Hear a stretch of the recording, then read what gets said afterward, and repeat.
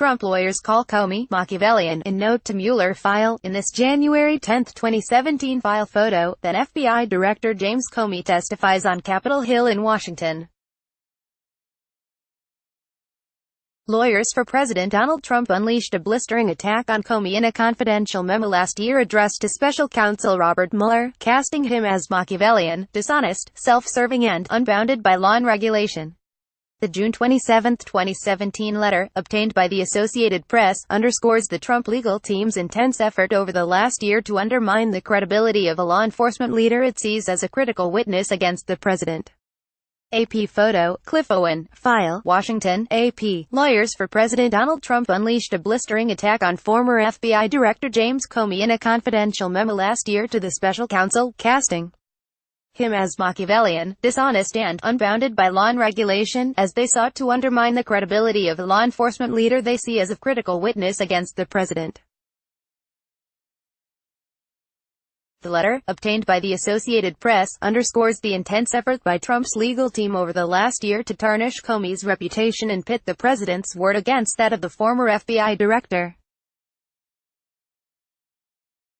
Comey's firing in May 2017 helped set in motion the appointment of special counsel Robert Mueller, and one-on-one conversations with Trump that Comey documented in a series of memos helped form the basis of Mueller's inquiry into whether the president obstructed justice.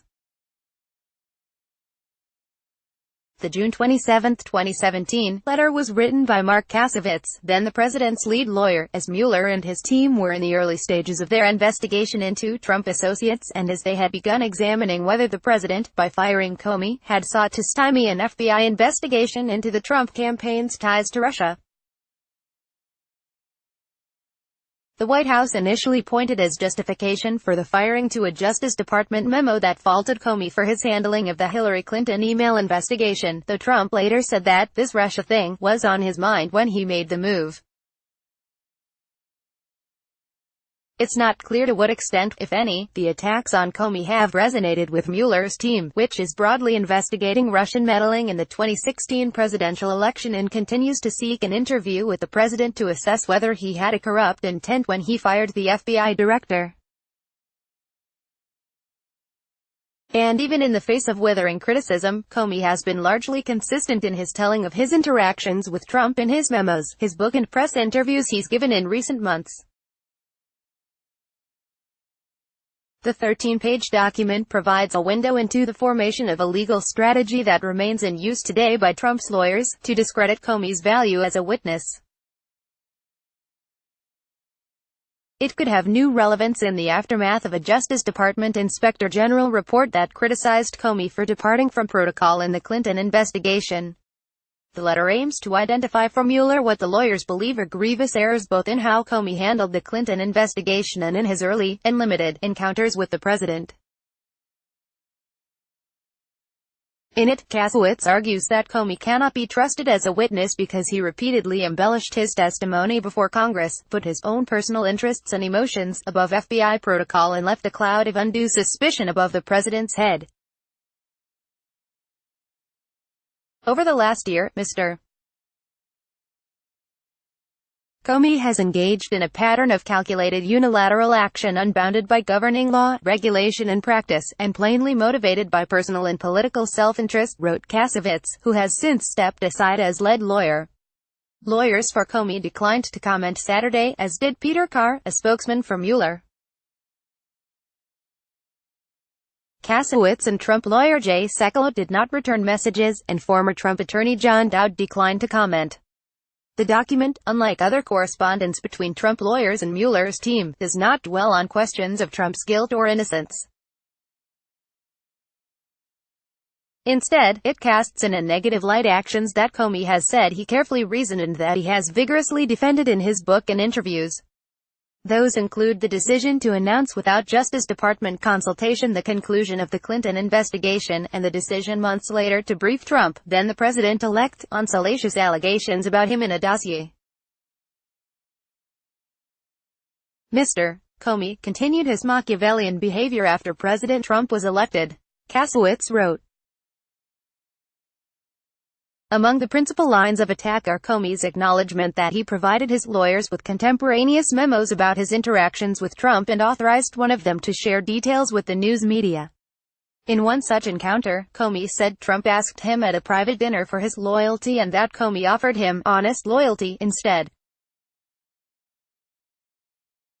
There is no honest loyalty in an FBI director surreptitiously leaking to civilians his privileged and confidential conversations with the president, or misappropriating and disseminating his confidential FBI memos or their contents about those meetings. Kasowitz wrote, "There is no honest loyalty in using those civilians as surrogates to feed stolen information and memos to the press to achieve a personal, political, and retributive objective of harming a sitting president." Like Trump, the lawyer also complains about Comey's refusal to state publicly to Congress that the president was not under investigation even though he said so privately. Despite his repeated assurances to the president over the prior 3 months that he was not under investigation, the president's repeated pleas to make that fact public, and Mr. Comey's testimony that he had DOJ, Department of Justice, approval to make this extraordinary announcement. Mr. Comey not only declined to clarify that there was no investigation of the president, but he used broad language that only reinforced the inaccurate perception that the president was under investigation. Kasowitz wrote. The New York Times earlier reported that Kasowitz had written 2 letters to Mueller in June 2017, and published one in which he rejected the idea that Comey's firing could constitute obstruction of justice. The AP obtained a copy of the other document, along with a 2-page memo from September in which Trump lawyers lament to Deputy Attorney General Rod Rosenstein that Mueller was, inexplicably, not investigating Comey's misconduct they had earlier raised. In the Kasowitz letter, he says Comey stonewalled the president's request to clear his name in order to sustain an investigative cloud over his head that would make it hard for Trump to fire him. Comey has said he had already told congressional leaders the FBI was not investigating Trump personally, and that he was reluctant to make public statements in case that changed and he needed to correct the record. The letter also castigates Comey for usurping the authority of his Justice Department bosses by announcing the conclusion of the Clinton investigation without seeking their approval, a criticism echoed by the Inspector General last month.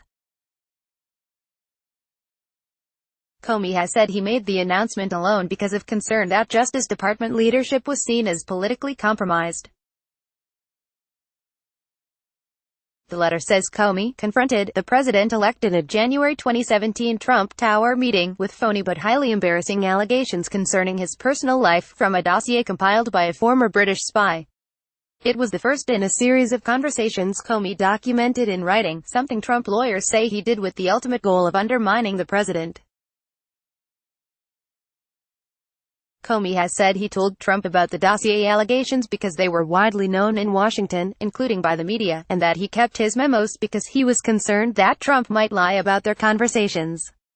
In the September memo obtained by a P. Dowd, who left the legal team in March, expressed dismay to Rosenstein that there was no grand jury investigation into the obviously corrupt conclusion of the Clinton investigation, suggesting it was improper that Comey had begun drafting a statement closing the probe even before Clinton was interviewed.